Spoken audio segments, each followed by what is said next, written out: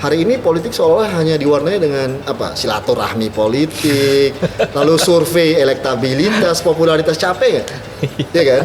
Mestinya gagasan dong, dimunculin isu. 65 itu semua pemainnya anak muda, dari TNI-nya anak muda, di kalangan muslimnya anak muda, di kalangan nasionalisnya anak muda, di kalangan PKI-nya anak muda. Negara sebagai wasit gitu ya. Tapi kalau kemudian wasit ini hadir di acara satu klub tertentu gitu ya, mengomandoi relawannya dan lain-lain sebagainya, itu apa nggak kejauhan cawe-cawenya, Pak? Di sini mungkin agak membuat Jokowi tentunya agak problematik nih, dari transformasinya dari kepala negara, kepala pemerintahan aja sudah problematik. Lalu kemudian menjadi kader partai akan menjadi lebih problematik. Nah, ini yang menurut saya memang yang mahal itu adalah satu, etika bernegara, yang kedua estetika bernegara.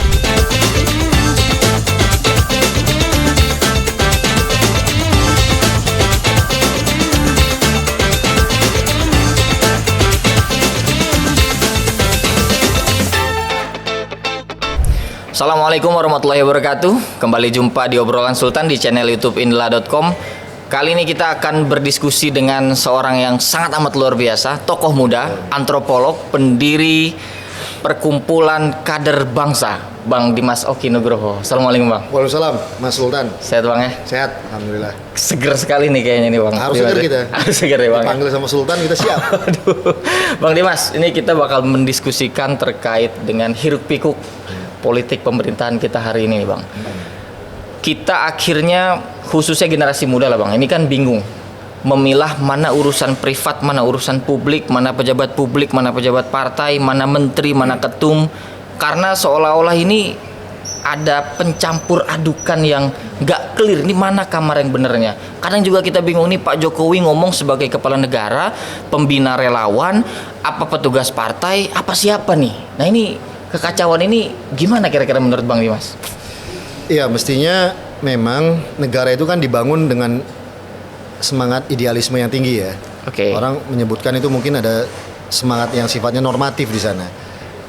Tapi memang negara itu kan sebuah cita-cita ideal, yang mana memang itu tanggung jawabnya besar untuk ngurusin seluruh rakyat tanpa membeda-bedakan satu sama lain gitu ya.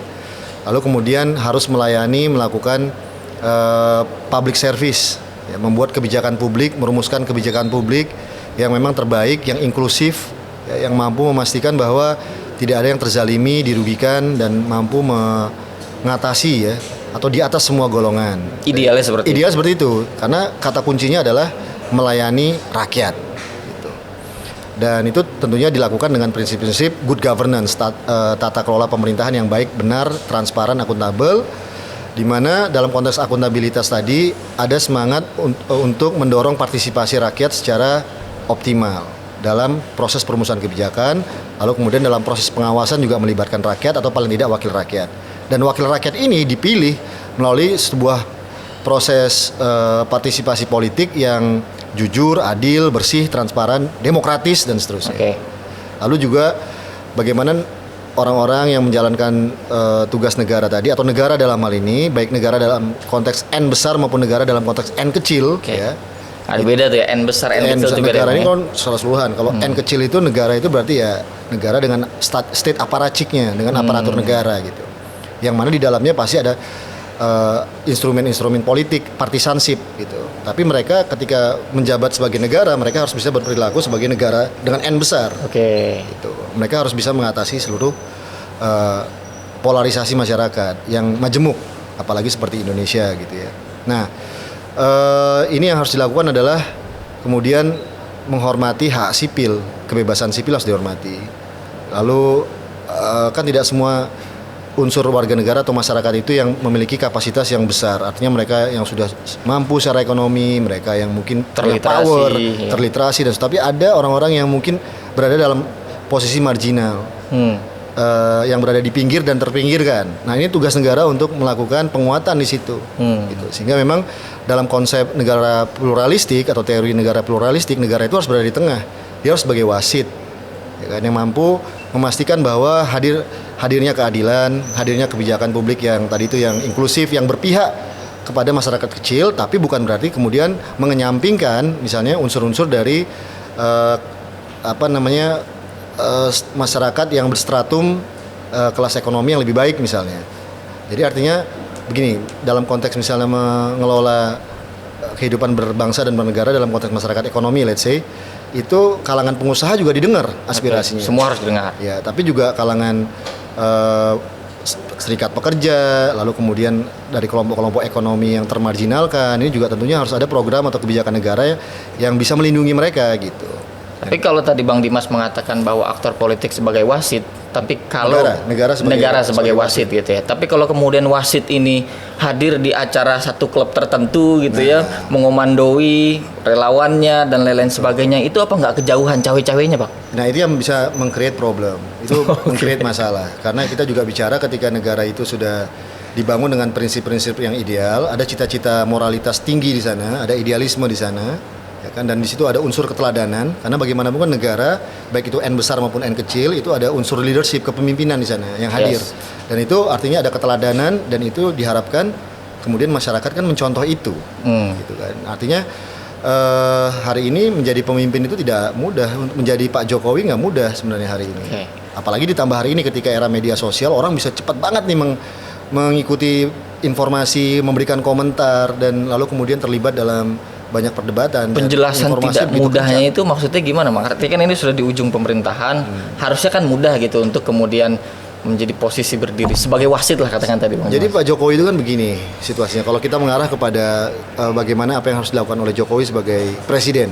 Sebagai presiden. Dalam konstitusi, presiden itu adalah kepala negara sekaligus kepala pemerintahan. Oke. Sebagai kepala negara, tentunya beliau harus berada di atas semua golongan. Dia adalah national display. Ya, dia adalah pemimpin rakyat tertinggi yang menjadi terdepan mewakili negara dan bangsa Indonesia. Dan itu kemudian harus mencerminkan sebuah keteladanan politik, kepemimpinan politik yang memang betul-betul bisa bisa melayani seluruh masyarakat, kelompok masyarakat, faksionalisasi di masyarakat dan seterusnya. Yang kedua, presiden itu juga sebagai kepala pemerintahan. Nah, kepala pemerintahan itu, maka kalau kita kasusnya Jokowi ya, maka dia harus bisa memastikan atau diberikan kesempatan ya, karena dia dapat mandat nih dari rakyat untuk menjalankan pemerintahan.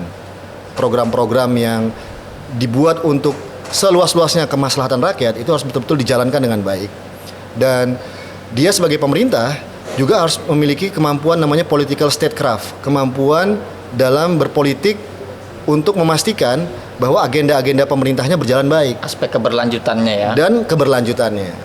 Nah, dalam situasi ini maka unsurnya bukan hanya political statecraft, kapasitas dalam mengkonsolidasikan politik pemerintahan di level birokrasi saja, tapi juga kemampuannya dalam mengelola parlemen, legislatif, mengelola political society, civil society, juga sekaligus economic society-nya dikelola agar kemudian mereka mendukung program pemerintah.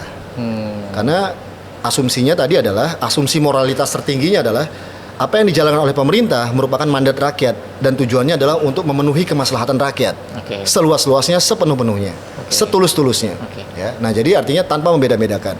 Nah di sini adalah kemampuan presiden sebagai kepala pemerintah untuk mengkonsolidasikan pertama tadi itu menteri-menterinya, lalu kemudian unsur birokrasinya, aparat negaranya, baik itu katakanlah polisi, tentara, intelijen dan seterusnya, lalu masyarakat sipil, ya kan, kampus, media. Bukan bermaksud untuk kooptasi sebenarnya, tapi memastikan adalah bagaimana dukungan terhadap program pemerintah itu berjalan baik, ya kan. Lalu di sini juga partai politik, termasuk dalam posisi inilah kemarin misalnya Joko Widodo itu mengumpulkan partai-partai yang mendukung koalisi pemerintahannya Indonesia Maju agar kemudian ada keberlanjutan. Asumsinya kan begitu. Nah pertanyaannya kemudian ketika Presiden Jokowi mengumpulkan partai-partai politik, 6 partai ya di istana waktu itu, di hari kerja waktu itu kalau tidak salah malam hari, tapi lalu kemudian tidak melibatkan Partai Nasdem misalnya. Nah pertanyaan Partai Nasdem ini adalah bagian dari koalisi pemerintah masih atau tidak? Itu dia. Gitu kan? Kalau misalnya Jokowi sebagai kepala negara, dia nggak boleh ngumpulin 6 atau 7 partai saja, tapi dia semua partai termasuk PKS, Partai Demokrat, ya, atau masyarakat sipil, siapa aja tuh. Ada urusannya kenegaraan. Nah, sebagai kepala pemerintah, mungkin saya melihat Jokowi sebagai kepala pemerintahan dia mengumpulkan 6 partai tadi. Pertanyaannya Nasdem masih masuk atau enggak nih? Gitu pertanyaannya. Karena Nasdem masih ada di kabinet kan? Menteri Pertanian, Menteri Kominfo waktu itu masih, lalu kemudian Menteri apalagi tuh, Menteri Kehutanan ya, Menteri Kehutanan. Lalu yang ketiga adalah it's not easy to be Jokowi today, gitu kan? Adalah Jokowi sebagai bagaimanapun sebagai kader partai PDI Perjuangan. Yang mana PDI Perjuangan ini kan tentunya memiliki metode, doktrin, etika berpolitik yang sangat khas ya. Oke. Ada di situ Punya ada rantai mekanisme partai, komando, oke. ada mekanisme yang kemudian disebut petugas partai dan seterusnya. Dan itu terus kemudian digaungkan ya, Dan Bang? itu memang harus cenderung partisanship di situ Oke. bunyinya gitu. Jadi artinya memang harus ada loyalitas politik di sana, harus ada kedisiplinan politik di sana. Nanti soal petugas partai saya juga akan masuk. Nah, di sini mungkin agak membuat Jokowi tentunya agak problematik nih dari transformasinya dari kepala negara, kepala pemerintahan aja sudah problematik. Oke. Lalu kemudian menjadi kader partai akan menjadi lebih problematik.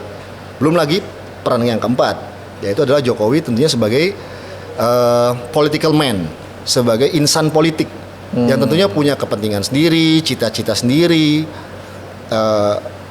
apalagi hasrat sendiri dan Tujuan-tujuan tersendiri tentunya mungkin ya. tujuan-tujuan sendiri gitu. Belum lagi kita berhitung misalnya Jokowi yang sekarang juga sudah kita ketahui putra-putra beliau kan juga terjun di politik nih. Yap. Ya kan, ada di situ ada Gibran, ada Bobby, dan juga saya nggak tahu nih Kaisang akan terjun politik Kaisang, juga nggak iya, pilkada. itu Nah dia. artinya kan ini juga memiliki komplikasi dan implikasi politik tertentu Oke. yang juga harus dipikirin oleh seorang bapak dong. Yap. Gitu. Nah artinya 4 poin ini itu menurut saya menjadi tantangan hari ini dari kepemimpinan Joko Widodo dan itu mungkin for some extent itu yang membuat kemudian terjadi political confusion Nah, itu dia. pada level atas elit, pada level tengah, ya kan, intermediary aktor nih tengah, dan level grassroots. Itu contoh misalnya ketika PDI Perjuangan mengusung Ganjar Pranowo sebagai calon presiden, tapi di saat yang sama misalnya Joko Widodo dan putra-putranya mungkin sering jalan dengan Prabowo misalnya. Yap. Nah ini kan pasti kan ada konsekuensi politik tertentu. Itu dia. Gitu. Nah, tapi dari keempat tadi yang dicoba untuk dikonsolidasikan gitu ya. Akhirnya publik melihat ini batas etisnya di mana presiden kemudian menapakkan satu kakinya di sini, satu kakinya lagi di sini. Orang kan jadi bingung juga, Bang.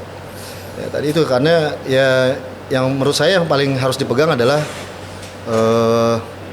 etika bernegara ya. Etika bernegara. Siapapun ini bukan hanya pada Pak Jokowi sebagai pemimpin tertinggi, tapi juga tentunya bagi semua para menteri juga begitu. Menteri ini Yap. juga tantangannya adalah mereka banyak yang ketua umum partai atau dari partai tertentu, tapi at the same time mereka kan juga harus menjalankan tugas negara, tugas pemerintahan ya. Bahkan ada menteri, ketua partai juga capres juga kan, Capres Prabowo juga gitu kan. Nah ini juga harus tentunya harus betul-betul dikelola dengan baik. Nah ini yang menurut saya memang yang mahal itu adalah satu etika bernegara, yang kedua estetika bernegara. Apa itu etika bernegara dan estetika bernegara? Etika bernegara itu tentunya mereka harus memahami tadi idealisme berbangsa dan bernegara tadi yang kemudian Oke. termanifestasi dalam konstitusi misalnya. Yap. Termanifestasi dalam sistem perundang-undangan atau sistem hukum kita misalnya. Termanifestasi dalam norma-norma ya kan kehidupan yang baik dalam bermasyarakat, berbangsa dan bernegara. Aturan hitam di atas putih lah pokoknya. Exactly gitu. Atau katakanlah nilai-nilai virtu. Kalau kata Machiavelli namanya the highest virtue. The highest virtue. Nah, ini kan juga harus mereka pahami gitu. Tadi itu saya bilang bahwa mereka ini bukan hanya sebagai political society, tapi mereka juga harus mensosialisasikan moralitas tertinggi tadi kepada rakyat. Nah, kalau misalnya mereka juga begitu kan rakyat juga akan berpikir kan bahwa pemimpin gua aja begitu, terus kenapa kita harus dituntut seperti ini seperti itu? Akhirnya menjadi praktik dan contoh buruk juga. Nah, inilah persoalan etika yang harus dijaga. Jadi harus ada tadi ruang-ruang itu harus dipahami. Bagaimana misalnya tugas politik itu dilakukan itu misalnya tadi itu kalau menurut saya akan lebih mantap, akan lebih elok kalau pertemuan para ketua umum partai pendukung pemerintahan yang ini urusannya politik nih sebenarnya itu bukan dilakukan misalnya di hari kerja. Kan udah ada etikanya tuh. Kalau misalnya kita mau kampanye atau kita mau terjun di politik bisa ngambil cuti Semua atau ada diambil di schedule-nya. hari libur atau weekend misalnya. Nah itu menurut saya tetap harus dijaga yang kayak begitu-gitu gitu. Karena penting gitu. Satu yang kedua bagaimana mengelola kita belajar dari sejarah. Indonesia ini belajar dari sejarah. Kita punya situasi yang traumatik ya dalam setiap transisi politik kita gitu. Ini sekarang kita sebagai bangsa maju menurut saya dan kita sudah berpegang teguh pada demokrasi di mana demokrasi kita percaya mampu mengelola kepentingan masyarakat, kepentingan para elit-elit yang cukup tajam tapi dikelola selalu lebih beradab gitu kan. Artinya kita mampulah belajar dari konflik-konflik yang traumatis yang pernah terjadi Yap. di belakang kita secara sejarah gitu. 65, 98, gitu kan. Masa kita mau terjadi lagi gitu. Artinya jangan sampai kemudian langkahnya justru gerak mundur ya. Dan Bang, itu ya? yang dibilang Gus Dur. Gus Dur menyatakan bahwa tugas kita sebagai manusia dan sebagai warga negara adalah memastikan bahwa kita ini jangan berkali-kali terjebak dalam situasi konfliktual yang justru merugikan kita dan memundurkan kita. Apalagi kalau konfliknya ternyata kemudian kontraproduktif ya. Itu dia. Mengakibatkan kerugian di masyarakat dan seterusnya. Saya pikir ini juga penting bagi kita untuk belajar dari sejarah gitu. Dan proses di kandidasi tadi seperti Bang Dimas katakan kan akhirnya kalau yang terjadi adalah politik under table, ini kan kita kadang nggak bisa melihat aspek pendidikan politiknya, upaya naik kelas dalam demokrasi prosedural kita juga kan tidak terakomodasi. Betul. Itu yang kemudian saya tadi tanyakan, lantas gimana publik bisa menginterupsi bahwa loh kok ini kejauhan ini offside ini kok sampai sejauh ini gitu. Itu gimana Bang? Ya, kalau ya namanya biasa ya, pasti dalam praktek bernegara pasti kadang-kadang ada deviasi-deviasi. Oke. Gitu. Yang penting Memang kerap terjadi ya offside pasti seperti dong. itu ya. Makanya tugas penting pengawasan politik. Oke. Baik itu oleh legislatif, oleh lembaga hukum kita, dan terpenting sebenarnya oleh civil society gitu. Nah ini keren nih acaranya Mas Sultan ini gitu.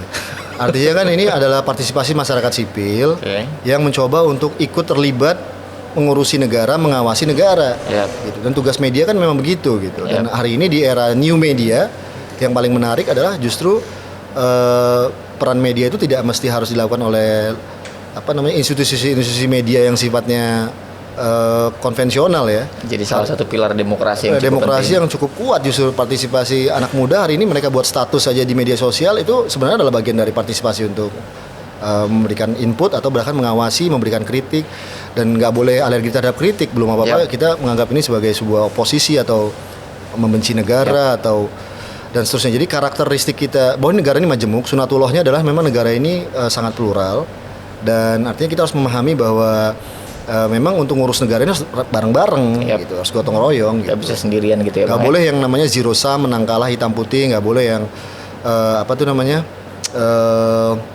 eksklusif, elitis, nggak bisa yang sifatnya winner take it all. antagonisme demokrasi istilahnya. Kita harus agonisme demokrasi. Agonisme demokrasi itu berdasarkan empati, kasih sayang, toleransi, moderasi. Karena kaitannya adalah bagaimana kita ngebangun bareng nih. Orang kesenjangannya kan luar biasa nih Mas. Yap. Antara yang the have sama yang the have not. Yap. Antara Jakarta, luar Jakarta, laki-laki dengan perempuan. Antara Jawa, luar Jawa. Tua dengan muda. Yang tua pengen terus, yang muda nggak sabaran. Ini kan harus ada jembatan nih. Gap-gap tadi yang harus kemudian dihancurkan. Hampir semua gitu, Mas, kalau kita bicara sejarah, konflik politik di Indonesia itu bukan hanya semata-mata konflik yang diakibatkan oleh polarisasi yang bersifat sosio-etnisitas atau sosio-religius, tapi juga antara tua muda loh. Jangan lupa waktu kayak menjelang 45 dulu kan, Yap. anak-anak muda awalnya tidak ke Soekarno. Yap. Ya kan? Mereka awalnya ngelihat Soekarno adalah kolaborator Jepang. Nah, kita kalau baca sejarah, mungkin teman-teman nanti dari teman-teman yang pro Soekarno mungkin bisa komplain di sini. Tapi this is fact by history. Jadi ada Awalnya, kontribusi anak-anak muda yang berani gitu ya. tapi kan waktu itu kesabaran. Tapi akhirnya mereka juga yang ketika Amir Sarifudin didatengin oleh anak muda, Syahri didatengin oleh anak muda, oleh Wikana CS, dan waktu itu lalu oleh siapa juga yang datangin. Tapi mereka melihat bahwa Soekarno yang harus menjalankan proklamasi. Karena dia dalam posisi yang solidarity maker, pemimpin yang di tengah yang mampu merangkul semuanya. Nah, jadi pemimpin nomor satu itu harus bisa merangkul. Nah itu menurut saya penting hari ini. Gap antar generasi pun juga harus 65 penting begitu. Sepanjang Orde Baru, anak-anak muda selalu melakukan demonstrasi, aksi, dan puncaknya 21 Mei kan 98. Yap. Jadi artinya memang ada problem komunikasi yang serius dan proses regenerasi, rekrutmen, dan kaderisasi dalam konteks kepemimpinan politik antara orang tua dengan anak muda. Di masyarakat swasta, di bisnis mungkin udah agak lebih bagus ya regenerasinya. Banyak anak muda sekarang muncul sebagai CEO, sebagai entrepreneur, lalu sebagai sosok-sosok yang mungkin lebih di depan ya. Termasuk dua anak presiden tadi yang disebutkan di awal juga. Termasuk ya, inilah.com. Bosnya anak muda. Bosnya anak muda juga. Nah Bang Dimas, tadi kan Bang Dimas juga menyebutkan terkait dengan petugas partai. Saya mau melihat dan mempertanyakan juga kepada Bang Dimas.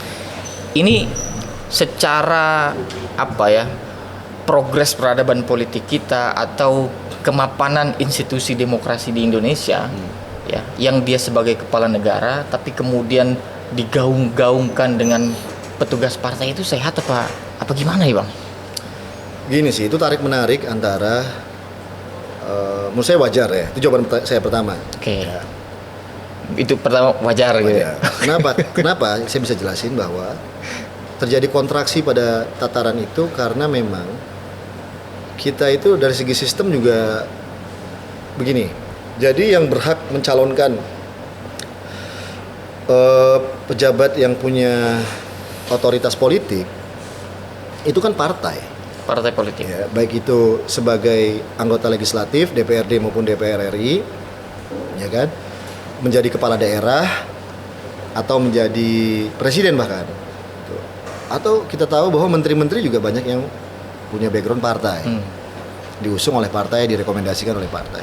Artinya memang partai politik ini memiliki atau diberikan otoritas secara konstitusional, secara perundang-undangan, ya kan, untuk memang menjalankan negara dan pemerintahan ini, dengan mengusungkan nama-nama tadi.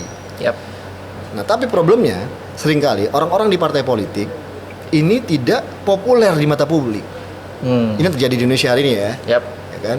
Saya nggak tahu kenapa orang bilang, kalau kata political scholar yang meneliti tentang partai politik, karena sudah nggak ada lagi ideologi dalam partai politik, platformnya nggak jelas, programnya ya kan tidak konkret, dan bahkan banyak tidak berpihak pada rakyat misalnya. Jadi nggak berbanding lurus gitu ya.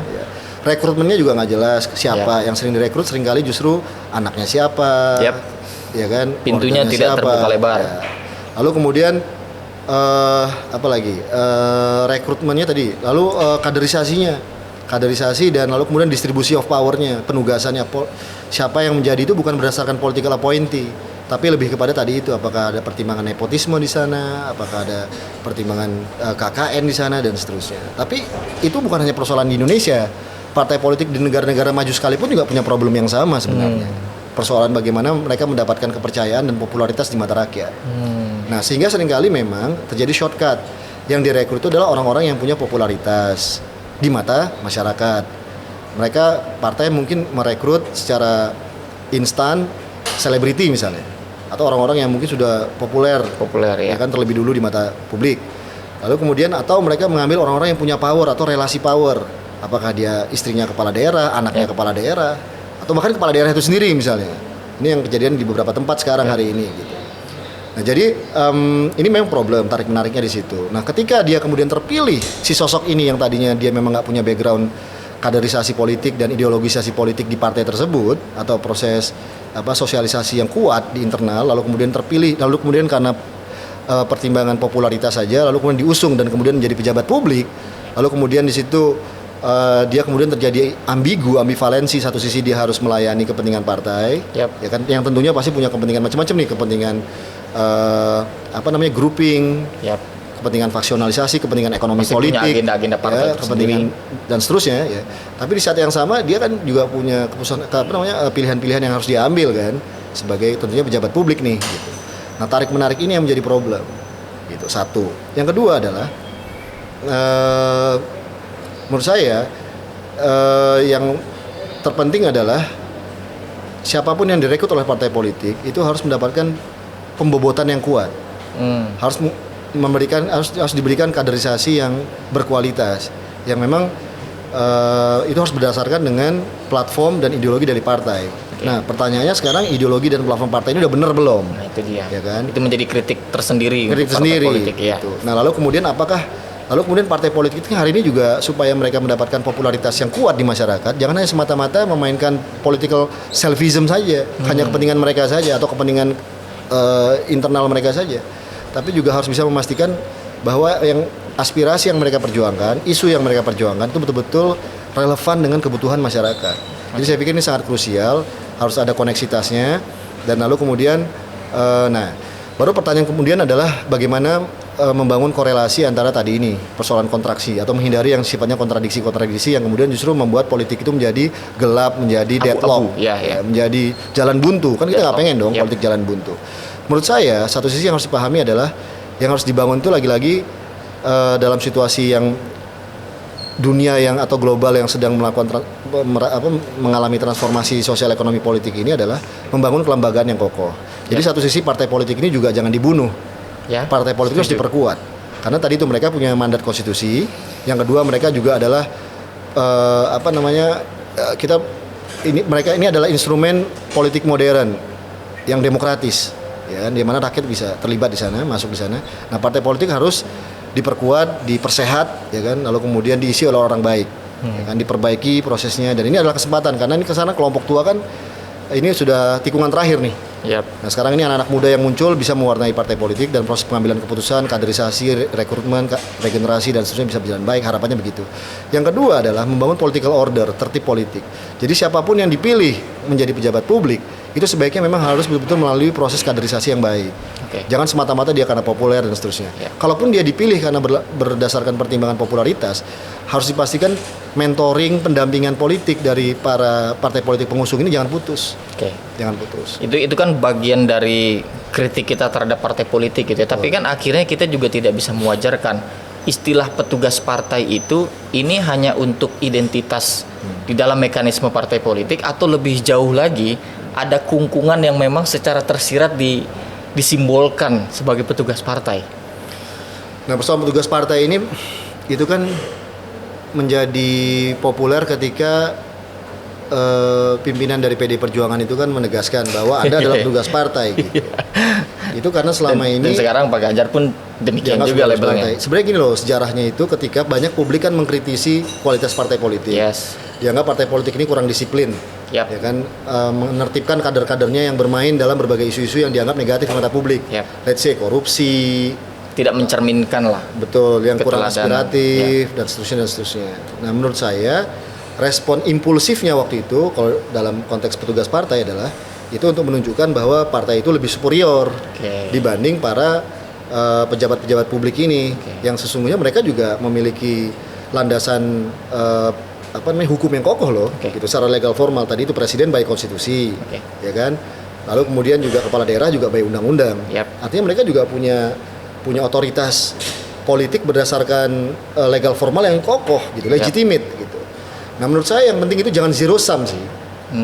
Jadi partai politik juga harus paham bahwa mereka ini adalah dipilih oleh rakyat. Mereka partai itu mengusung, rakyat milih, Ya. gitu. Jadi Dan tidak semua yang di dalam partai itu juga, ada banyak partai juga yang memilih dia. artinya memang si seorang pemimpin publik ini meskipun dia diusung oleh partai dan dia harus memahami yang tadi saya sebut sebagai political order, penguatan kelembagaan, tapi di saat yang sama dia harus bisa memastikan bahwa fungsi dia untuk melayani rakyat itu berlangsung secara optimal. Nah, partai itu justru harus seiring dengan itu. Tugas dia adalah mengingatkan para kepala daerah ini atau kepala pemerintah, ya, apakah itu jadi presiden, menteri maupun kepala daerah, Kader-kadernya gitu ya. itu bekerja betul-betul sesuai platform, bukan kepentingan personal loh. Oke. Makanya saya penting ini platform ini penting. Platformnya harus jelas keberpihakan terhadap rakyat dalam berbagai isu ya. Terutama tujuan-tujuannya juga Benar. harus jalan gitu ya, Bang Dimas ya. Saya pikir partai kalau di situ tuh pasti nggak akan ada confuse. Tidak akan pasti ada. nggak akan ada kontradiksi. Tidak akan kontradiksi. Tapi jika ada kepentingan pribadi politik tertentu, kepentingan oligarki, kepentingan individu politics, kepentingan power, Disitulah pertentangan ya terjadi. kan, ini bertanggung jadi. Bang Dimas, tadi Bang Dimas juga mengatakan terkait dengan ini generasi muda hari ini kan juga bagian besar dalam partisipasi politik, terutama 2024. Tapi ada kejengahan banyak kalangan generasi muda ini melihat sosok praktik baik, teladan yang baik itu sulit sekarang tuh, Bang. Gimana Bang Dimas? Gini, kalau itu saya pertama-tama menjawabnya secara lebih luas ya. Pertama, gini, rekrutmen kepemimpinan atau gini, institusi apa hari ini yang memang bertugas untuk menciptakan pemimpin di Republik ini, ya kan? Kalau bicara tentang pemimpin publik, tentu partai politik, Partai ya politik. kan? Lalu partai politik lah yang bertanggung jawab tadi itu untuk mensosialisasikan nilai-nilai, prinsip-prinsip the highest virtue kepada para kader-kadernya yang nanti kelak akan diajukan menjadi pemimpin publik. Jadi mereka ini yang harus diberikan edukasi yang baik, ya kan? Jadi terjadi proses sosialisasi dari partai politik terhadap para kadernya melalui apakah itu rekrutmen, kaderisasi, regenerasi dan seterusnya. Jadi partai politik harus punya platform lagi-lagi di situ ya. Yap. Yang kedua adalah masyarakat sipil. Dalam konteks masyarakat kita secara antropologi, partai politik itu kan nggak akan sustain kalau nggak punya basis sosial. Yap. Nah, basis sosial itu adalah domainnya masyarakat sipil. Seperti apa misalnya PKB, basisnya apa? NU dong. NU. Nah, jadi NU sebagai civil society itu harus tentunya punya value, tentunya punya prinsip, tentunya punya tradisi, punya history, punya nilai-nilai yang memang mereka kelola bersama. Dan ini akan diterjemahkan menjadi sebuah platform politik. Platform Oke. politik diterjemahkan menjadi ideologi politik. Ideologi politik diterjemahkan menjadi platform. Platform diterjemahkan menjadi program. Kebijakan Ketika dan mereka lain duduk di dalam kepemimpinan publik, apakah di DPR, di legislatif maupun di pemerintahan eksekutif, itu menjadi program-program pemerintah. Oke, ya. Meskipun ada juga fenomena di partai politik yang proses kaderisasinya juga ada ambiguitasnya juga. Kemarin kita lihat kan ada saling bajak lah, ada Aldi Taher tiba-tiba di dua partai politik. Itu yang instan. Oh, itu yang instan itu. Instan. Itu yang kita harus hindari Gimana tuh? sebenarnya. Meskipun Oke. susah juga di berbagai negara demokrasi yang sudah matang sekalipun, mereka juga seringkali juga melakukan hal yang instan. Karena tersebut. pikiran-pikirannya tentu ada pragmatisme, mengambil suara saja dan lain sebagainya kan Bang ya. Yang harus diperkuat itu adalah platform sih Mas. Hari ini partai politik itu harus cobalah, ini kan penting ya, hari ini untuk bisa terhindar dari jebakan politik untuk hanya bertujuan pada tujuan-tujuan instan tadi. Coba bersabar dengan melakukan kaderisasi. Coba bersabar dengan menyusun platform secara disiplin. Sebenarnya instrumen atau katakanlah terma petugas partai yang dilakukan oleh sejumlah partai tertentu ya, itu sebenarnya ada positifnya juga untuk mendisiplinkan. Oke. Karena khawatirnya si sosok yang kemudian sudah didorong menjadi pejabat publik ini dan terpilih dan dilantik menjadi pejabat publik, itu kemudian melakukan hal-hal yang kemudian itu bisa merugikan citra partai tersebut. Oke. Tapi istilah petugas partai itu kan seringkali juga menjadi kontradiktif atau menjadi kontraproduktif jika kemudian terlalu lebay, terlalu overreact, terlalu overlap. Jadi Akhirnya kesannya yang muncul ada arogansi. itu dia, terlalu menihilkan rakyat itu sendiri. Exactly. Jadi arogansi politik itu juga harus kita hindari. Karena orang Indonesia itu kan ada prinsip gini Mas, ngono tapi ojo ngono. Ini antropologi. Jadi oke, sosok politik tertentu dia memang hebat, dia memang berkuasa, powerful. Tapi kalau itu dilakukan secara over acting ya, yang terlalu berlebihan, menurut saya ini juga masyarakat akan melihat bahwa lu terlalu lebay lu gitu. Oke. Akan memunculkan antagonisme. Oke. Terkait partai politik nih Bang Dimas. Tadi kan kita akhirnya menemukan ini partai politik nih sebagai platform yang banyak kritik lah katakan gitu. Tapi yang menariknya juga hari ini banyak partai politik itu dengan masing-masing ketua umumnya sikap partainya mengikuti sikap Pak Jokowi. Apakah itu bagian integral dari pengerusakan partai politik platform itu sendiri atau memang ini ada kekuatan Pak Jokowi yang memang luar biasa? Gimana Bang? Saya lagi-lagi melihatnya itu dari dua sudut sudut pandang. Pandang pertama adalah menurut saya pasca Orde Baru, pasca Pak Harto, memang multi partai ini membuat polarisasi politik kita bertambah tajam. Oke. Ya, dan juga bayangkan kita yang tadinya cuma 2 partai plus Golkar, Yep. itu kan mungkin lebih gampang untuk menjalankan program-program pemerintah. Kalau sekarang ada multi partai kabinet, ada berapa partai sekarang? Saya juga nggak tahu kemarin KPU berapa ngusulin partai. Tapi intinya ada yang partai yang asli, ada yang enggak. Ada yang cuma proksi kan gitu. Oke. Kalau tadi saya bilang Partai KW juga. kalau PKB dia punya basis sosial, PAN punya basis sosial, Golkar punya basis sosial, PDI apalagi gitu kan. Jelas nih. Apalagi P3 ya kurang lebih punya basis, PKS apalagi gitu kan, punya basis sosial nih mereka. Lalu ada partai-partai yang juga cuman berbasis popularitas individu, ya kan. Dan ini kita lihat nih seperti apa pertarungan mereka untuk survive. Ya, Partai Gerindra dengan sosok Pak Prabowo-nya, tapi juga pelan-pelan mereka sudah membangun basis misalnya. Nasdem juga begitu dengan inovasi mereka dengan memunculkan sosok Anies Baswedan, mungkin mereka ingin lebih melihat tadinya partai yang berbasis popularitas saja menjadi partai yang punya basis. Gitu. Jadi artinya ini kan ada semangat namanya Darwinisme politik, yaitu survival for the fittest. Oke. Jadi partai kalau mau eksis ya dia harus punya basis, kecuali kalau partai yang memang jadi-jadian doang nih, ya kan cuman untuk proyek perimbangan politik kan. Kita tahu nih ada beberapa partai yang saya nggak pernah dengar punya basis sosialnya apa gitu. Tapi tiba-tiba tegak Tiba-tiba lurus. ada gitu ya, tiba-tiba muncul gitu ya, dan kemudian lolos dalam verifikasi KPU misalnya. Ya mereka secara administrasi rapi, tapi secara basis sosial kan akan di-challenge dalam pemilu nanti. Mereka dipilih rakyat, ada nggak yang milih mereka kan gitu. Di pasar laku atau tidak gitu ya. Betul. Nah, jadi sekarang itu yang harus dilakukan adalah soal bagaimana pengaruh di sini tadi pertanyaan pengaruh Pak Jokowi ya. Betul. Pengaruh Pak Jokowi terhadap partai-partai yang mungkin berada pada level, harus kita bedakan, memang ada partai politik yang memang membutuhkan semacam political umbrella dari Pak Jokowi sebagai sosok yang sekarang ini menjadi pemimpin ya di pemerintahan. Bagaimanapun, pertama Pak Jokowi ini popularitasnya masih cukup baik, jadi istilahnya public approval-nya masih tinggi ya kan, terhadap kebijakan-kebijakan beliau, terhadap popularitas beliau. Tapi yang kedua juga tentunya beliau sebagai kepala pemerintahan dan kepala negara, beliau punya instrumen dong, power instrumen yang bisa memastikan bahwa situasi politik yang memang diharapkan seperti apa itu beliau punya kapasitas ke arah sana. Jadi ada yang diharapkan dari kedekatan terhadap Pak Jokowi satu sisi, tapi juga ada kepentingan Pak Jokowi juga untuk, saya lihat ya, untuk memang mencoba untuk membangun komunikasi yang lebih intens dengan partai-partai tersebut. Ya, muncullah fenomena tegak lurus. Tegak lurus gitu. Artinya memang ini kan ada kebutuhan di mana yang disebut namanya political certainty, kepastian politik. Jadi mereka dapat space nggak, gitu, akan dapat opportunity yang lebih baik nggak ketika mereka dekat dengan pemerintahan sekarang. Harapannya kemudian nanti di pemerintahan berikutnya mereka juga punya kans untuk bisa berkiprah. Gitu.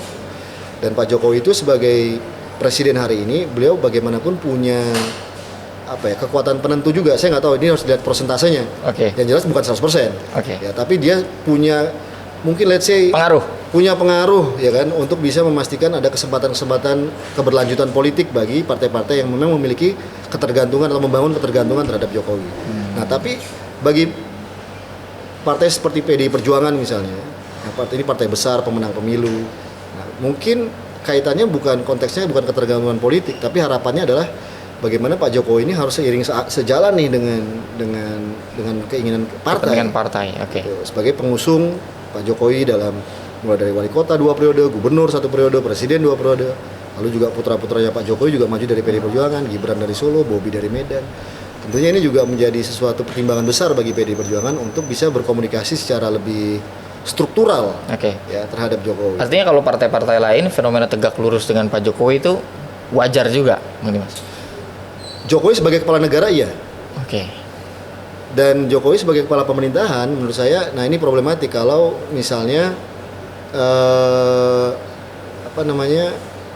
ya kita nggak bisa harapkan misalnya PKS tegak lurus sama Jokowi, dia tidak ada di pemerintahan. Gitu. Atau Demokrat tegak lurus sama Jokowi itu sesuatu yang nggak mungkin. Nggak mungkin semua partai. Tapi kalau Nasdem ini gimana situasinya? Nah itu dia. Gitu. Dan menurut saya juga menjadi pertanyaan besar ketika misalnya PDI mengusung Ganjar misalnya.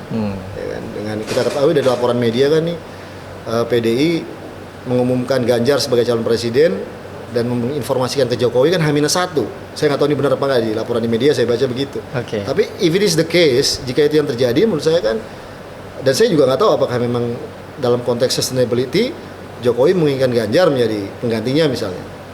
Tapi kan di sini di partai koalisi pendukung pemerintah hari ini, Nasdem sudah sudah sangat di awal mengusulkan Anies Baswedan. Bukan buru-buru ya, Bang? Ya kan? Ibaratnya tanpa pamit sama Jokowi sebagai kepala pemerintah. Sementara PDI Perjuangan sudah menyalurkan Ganjar juga lagi-lagi tentunya tanpa approvalnya Jokowi juga anyway. Gitu. Jadi sebenarnya hari ini ketika dua partai ini sudah mengusung nama masing-masing tanpa katakanlah berkomunikasi terhadap Joko Widodo sebagai presiden dan sebagai kepala pemerintahan, maka menurut saya apa yang dilakukan oleh Prabowo ini menjadi rasional bagi dia untuk bisa mendapatkan restu, dukungan dan pengaruh dari Pak Jokowi dong, baik dalam konteks sosialisasi politik yang hendak dia bangun ke publik, karena dia mengetahui bahwa dukungan publik terhadap Jokowi masih tinggi, dengan memposisikan diri sebagai orang yang betul-betul loyal kan terhadap presiden, itu kan juga cukup bagus, simpati di mata publik bagi para pendukung Jokowi kan. Tentunya selama ini yang tadinya berlawanan dengan Prabowo kan ini bisa melihat Prabowo sebagai salah satu solusi merebut simpati dari pendukung Jokowi, which is itu rasional bagi saya dalam konteks strategi politik Prabowo mengambil kesempatan itu. Tapi di saat yang sama Prabowo juga ingin menunjukkan bahwa beliau sebagai bagian dari tokoh negarawan yang ditugaskan oleh pimpinan tertinggi, baik itu Jokowi sebagai kepala negara maupun sebagai pemerintahan, dipercaya sebagai Menteri Pertahanan, dan sebagai ketum Gerindra partainya juga terlibat dalam membantu jalannya pemerintahan hari ini. Oke. Jadi saya pikir itu juga ngebangun sebuah sebuah keguyupan politik yang itu yang mendapatkan kredit tentunya di mata publik hari ini menurut saya itu adalah Prabowo. Dengan memposisikan sebagai sosok yang berada di intermediari di tengah, tokoh alternatif. Di sini ada Spektrum, di sini ada Anies dengan Nasdemnya, di sini ada Ganjar dengan PDI Perjuangannya. Nah, Prabowo memainkan posisi tengah yang kemudian bisa menawarkan sebuah tanda kutip persepsi keberlanjutan terkait dengan legasinya Jokowi ke depan. Oke. Berarti kita bicara 3 tokoh sekarang Bang Dimas. Tadi ada Pak Anies, Pak Prabowo, Pak Ganjar. 3-tiganya saya akan tanya. Tapi kalau kita bicara dengan karakter pemilih, demografi, kebanyakan anak muda, dari 3 ini yang kansnya paling tinggi. Apa nih? Siapa kira-kira Bang yang nanti di 2024 pemilih akan berlabuh, Bang? Ini nanya sebagai survei, nanya atau sebagai satu-satu atau sebagai dukun politik gitu kan, atau sebagai peramal. Gak ada yang bisa meramal, Mas. Because kalau menurut saya survei itu kan hanya mencoba untuk metode untuk kita melakukan atau mendekati kenyataan. Dia melihat kecenderungan. Hanya untuk membaca kecenderungan di hari itu. Ketika survei dilakukan. Dan tapi kalau melihat kecocokan dengan demografi pemilih generasi muda gitu terutama. Kadang-kadang saya untuk mencari jawaban-jawaban yang sifatnya prediktif, saya tidak hanya melakukan dari survei, tapi saya juga melakukan kajian-kajian sifatnya etnografi. Ya, dalam konteks antropologi politik itu dilakukan untuk melihat sebenarnya suasana kebatinan masyarakat seperti apa sih. Gitu. Apakah bisa dengan metode tadi itu etnografi, bisa dengan interview mendalam, bisa dengan tanya jawab, bisa dengan tadi wawancara, lalu juga bisa studi-studi yang sifatnya melihat sumber-sumber sekunder ya. Dan kita udah banyak banget tuh bacaan buku yang melihat situasi politik nasional ini by history kayak apa sih sebenarnya. Dan itu menurut saya secara longitudinal, secara jarak panjang gitu, itu kadang-kadang belum tentu ada perubahan yang mendasar gitu. Kadang-kadang perilaku politiknya sama gitu. Jadi ada transformasi yang juga sebenarnya berjalan nggak cukup signifikan, meskipun di era media sosial hari ini perubahan terjadi di mana bonus demografi anak-anak muda bertambah banyak. Kira-kira berubah nggak nih political attitude-nya? Berubah nggak perilaku politiknya? Jangan-jangan sama aja political behavior ini ya. Kalau dulu misalnya para Indonesianis dari Amerika, dari Australia yang lihat mungkin Indonesia itu, politik Indonesia itu berdasarkan istilahnya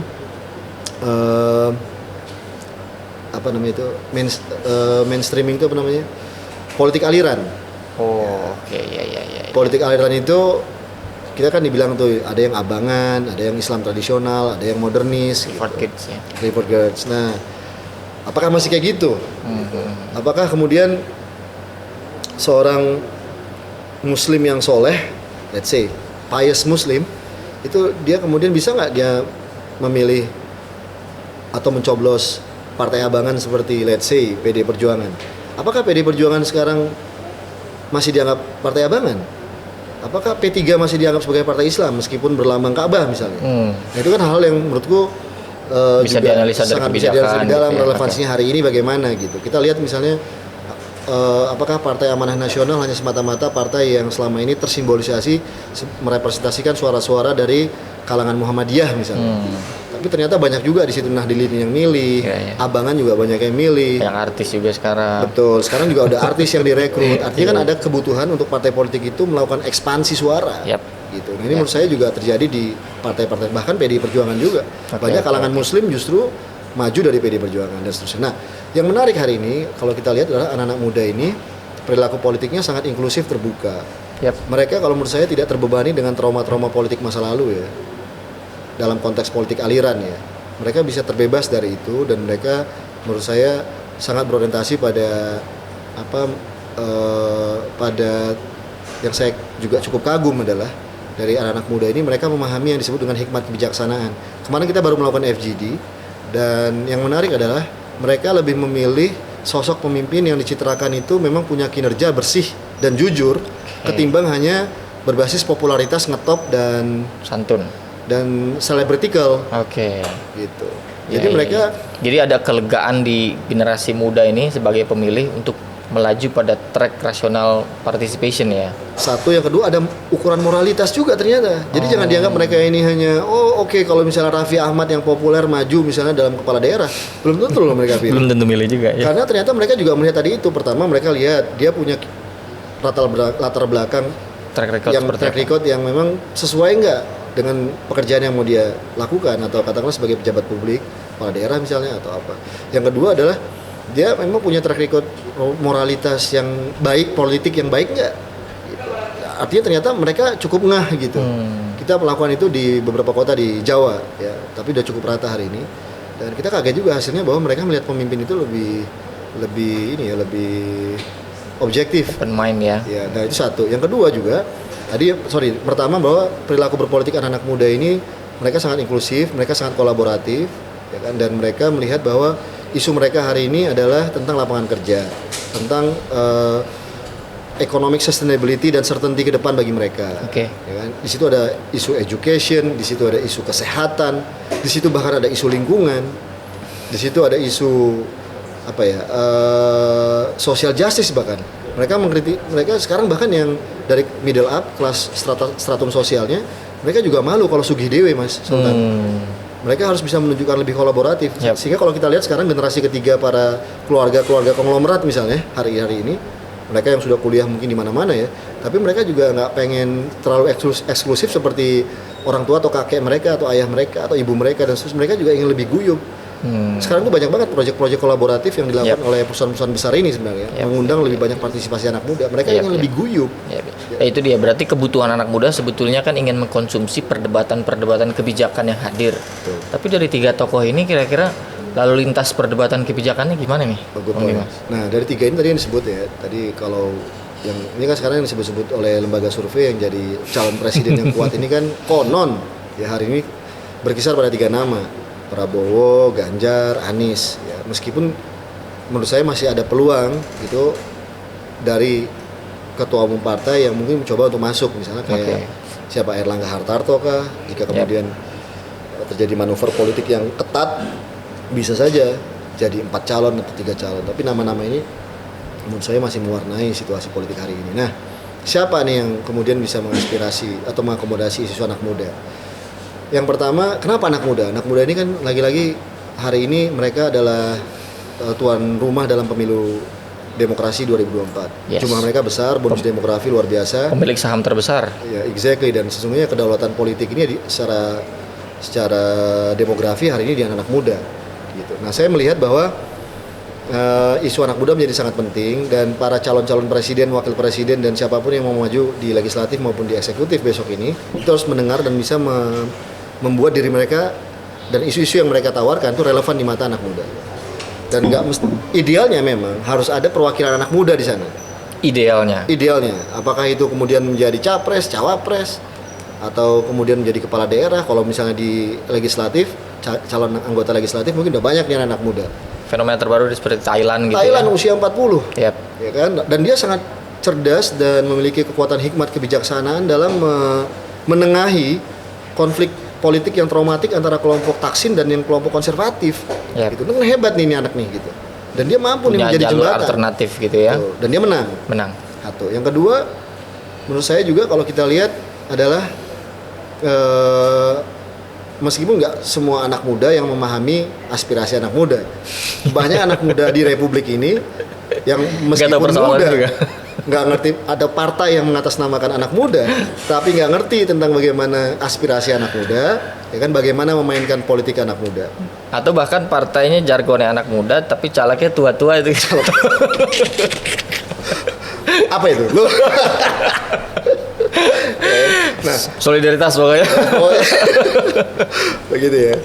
Solidaritas anak muda apa solidaritas orang tua nih? Nah, itu dia makanya. Jadi maksudnya poinnya adalah menurut saya yang menarik itu seperti apa? Seperti Korea Selatan. Presiden yang terpilih mantan jaksa agung dia. Udah tua secara usia, tapi dia memahami soal anak muda. Keberpihakan kebijakannya dia sangat progresif, bro, untuk memastikan pertama dia mengadvokasi sejak awal dan sampai sekarang itu adalah rumah murah untuk anak muda. Karena hari ini di Korea Selatan itu anak-anak mudanya itu problem terbesarnya hari ini, dan bukan hanya di Korea Selatan juga menurut saya, di seluruh dunia bahkan, itu adalah mereka udah bekerja, tamat kuliah, mereka bekerja, lalu kemudian mereka menikah, terus mereka housingnya nggak jelas nih, tinggal di mana. Dan itu kan sebenarnya juga persoalan di Jakarta hari ini atau di Indonesia, Bang. Jadi hanya bukan soal umur dan angka aja berarti ya Bang ya. Jadi banyak juga, dan dia akhirnya dia didukung. Di Filipina presidennya hari ini itu juga mampu merebut hati anak muda karena dia anaknya ini kan anaknya Marcos ya. Jadi dia mampu seolah-olah membangkitkan kembali bahwa kejayaan Filipina itu dulu seperti apa, dan itu kan di media sosial betul-betul digaungkan gitu. Artinya memang yang paling penting ini merebut heart and mind dari anak-anak muda. Yes. Apakah sosok anak muda yang akan muncul atau dimunculkan atau punya kesempatan, tapi menurut saya dengan konstelasi hari ini sebagai subjeknya sepertinya. Betul, tapi bagaimanapun semangat anak muda itu harus sudah disuarakan oleh para anak muda nih, oleh Mas Sultan, oleh teman-teman yang lain. Ini bagaimanapun semangat anak muda. Republik ini dibangun oleh anak muda, Mas. Ya kan, bahkan 45 ya anak muda, 65 ya anak muda. Betul, loncatan sejarah itu pasti ada subjek anak muda. Soekarno jadi presiden usia 46. Soeharto jadi presiden usia 44. Ngeri nggak coba? 65 itu semua pemainnya anak muda, dari TNI-nya anak muda, di kalangan muslimnya anak muda, di kalangan nasionalisnya anak muda, di kalangan PKI-nya anak muda. Semuanya anak muda ya? Aidit usia berapa? 31. Iya. Nyoto berapa? Sudisman 27. Ini good point ini. Ya kan? Tapi lagi-lagi bukan anak muda yang seolah-olah muda tapi memainkan isu tua. Jangan, dia harus progresif. Iya. Tapi dalam konteks 2024 mungkin ini kelihatannya subjek-subjeknya bukan anak muda nih, tapi keberpihakan kebijakan terhadap anak mudanya itu gimana? Tapi itu harus kita paksakan, Mas, harus kita suarakan. Oke. Jadi political behavior itu, political attitude itu harus di-shape, dibentuk, dipaksakan. Itu tugasnya civil society. Membentuk pasar tadi ya. Membentuk isu politik itu, political discourse itu oleh kita. Misalnya apa sekarang? Nah, ini penting tadi. Hari ini politik seolah-olah hanya diwarnai dengan silaturahmi politik, lalu survei elektabilitas, popularitas, capek nggak? Ya kan? Mestinya apa? Gagasan dong, dimunculin isu. Saya menarik tuh kemarin kalau Anies Baswedan masuk ke isu mengkritisi soal subsidi electric vehicle hanya kepada mobil pribadi misalnya. Emang benar, mestinya transportasi publik dong yang diberikan subsidi. Kalau menurut saya ada kebijakan yang dibicarakan. Terlepas saya setuju atau tidak setuju terhadap sosok Anies Baswedan ya, tapi menurut saya by issue, menurut saya by gagasan ini harus. Jadi harus diwarnai dengan gagasan.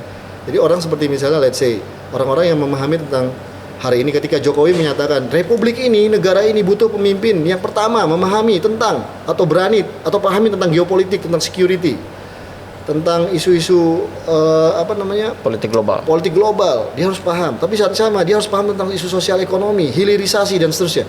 Ini kan berarti Jokowi sebenarnya ingin mendorong agar perdebatan terkait dengan pemilu besok ke arah situ, ke arah isu, gagasan, diskursus, ya kan. Dan menurut saya ini harus disambut. Jadi orang seperti misalnya Erlangga Hartarto, dia Menko Ekonomi, dia harus ngomong. Erick Thohir, dia juga punya background tentang ekonomi, dia harus bicara tentang itu. Tapi harus punya korelasi dengan kemaslahatan rakyat, kesejahteraan rakyat. Jangan hanya bicara profit BUMN aja. Dia harus bicara mengkoneksikannya dengan cita-cita kebangsaan kita, yaitu kesejahteraan rakyat. Gitu. Lalu kemudian juga begitu yang lain, misalnya Zulkifli Hasan sebagai ketumpan yang juga Menteri Perdagangan. Kalau dia memang sebagai ketua umum partai, saya pasti membayangkan cita-cita rasionalnya tentu menjadi pemimpin publik dong, dan itu sah. Itu nggak diharamkan, itu halal. Artinya dia harus mampu tadi itu membangun sebuah ideologi, cita-cita politik dan platform politik yang memang harus punya jembatan rasional dan ideal terkait dengan tadi kemaslahatan rakyat tadi. Jadi saya pikir itu sangat penting hari ini gagasan dibangun, dan nggak boleh alergi. Ini nggak boleh alergi, diskursusnya nggak boleh misalnya sudah datang dia ke saya akan jelasin ya, jangan kayak begitu. Harus terbuka, jangan anti kritik, jangan alergi gitu. Ini penting untuk pejabat pemerintahan hari ini seperti Pak Luhut misalnya, dia harus mampu untuk jangan kemudian terkesan oleh publik itu menjadi anti kritik ya. Jadi, tertutup terhadap masukan-masukan pendapat. Gimana coba?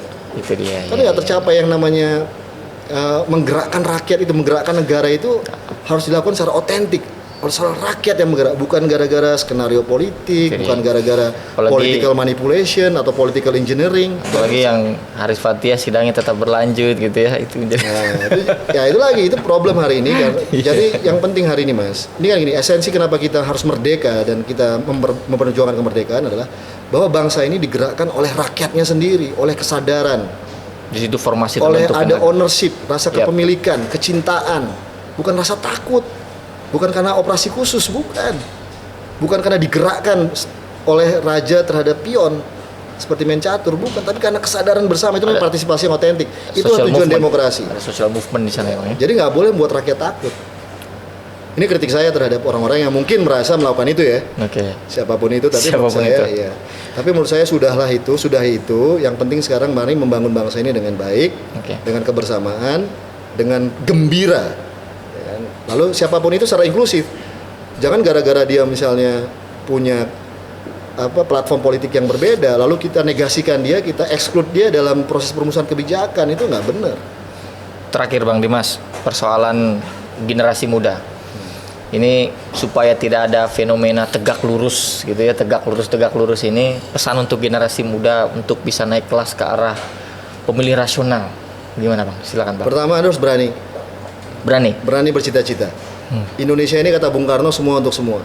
Indonesia ini bukan hanya milik orang Islam, milik orang Jawa, milik orang kaya, ya, milik laki-laki, bukan. Indonesia ini semua untuk semua, kata Bung Karno. Itu janji Republik. Jadi anak muda dari Papua, dari Aceh, dari mana-mana harus punya cita-cita jadi presiden. Itu dulu dong. Kalau kata Bung Karno kan cita-cita setinggi langit. Oke. Ya kalau turun dikit jadi menteri, atau jadi CEO, ya kan, jadi apa gitu. Oke. Lalu yang kedua, Anda harus punya keyakinan menjalankan pekerjaan yang Anda inginkan itu dengan sebaik-baiknya, dengan penuh kemuliaan, dengan kebaikan, ya, penuh marwah. Serius gitu mengerjakan sesuatu hal. Jangan pernah menyepelekan hal kecil dan jangan pernah terbuai dengan hal besar. Oke. Anda harus punya, intinya Anda harus punya keseriusan. Ini Republik ini tantangan terbesarnya adalah menurut saya adalah melawan kemalasan, melawan hal-hal yang sifatnya kesepelean gitu ya. Karena kita ini enak banget nih bro, negara ini nggak kayak negara lain musim dingin. Kalau mereka nggak kerja di sana, gitu mereka kan nggak bisa menghidupkan dirinya sendiri. Di musim dingin tuh berat. Nggak ada stok. Gitu. Ada 4 musim yang mereka harus struggle dengan itu.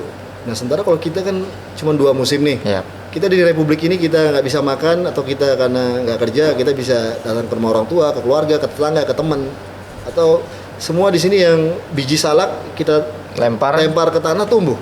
Oke. Ya kan kalau di luar negeri kan belum tentu gitu negara-negara yang. Ya. Jadi saya pikir ini kerja keras penting, lalu kemudian menjadi being a professional, perkuat sumber daya manusia. Ya kan? Itu menurut saya menjadi penting. Lalu yang ketiga adalah bangunlah kolaborasi secara inklusif. Bangunlah kolaborasi secara inklusif. Itu dimulai dari kerja-kerja kecil, dari proyek bersama, gitu ya. Jadi dan itu juga dilandasi dari sikap untuk memuliakan orang lain. Berani, serius, ya kan? Kolaboratif. Oke. Terima kasih banyak Bang Dimas. Mantap. Kita akan ketemu di episode berikutnya. Saya pamit undur diri. Assalamualaikum warahmatullahi wabarakatuh. Waalaikumsalam. Thank you Mas Dimas. Siap ya.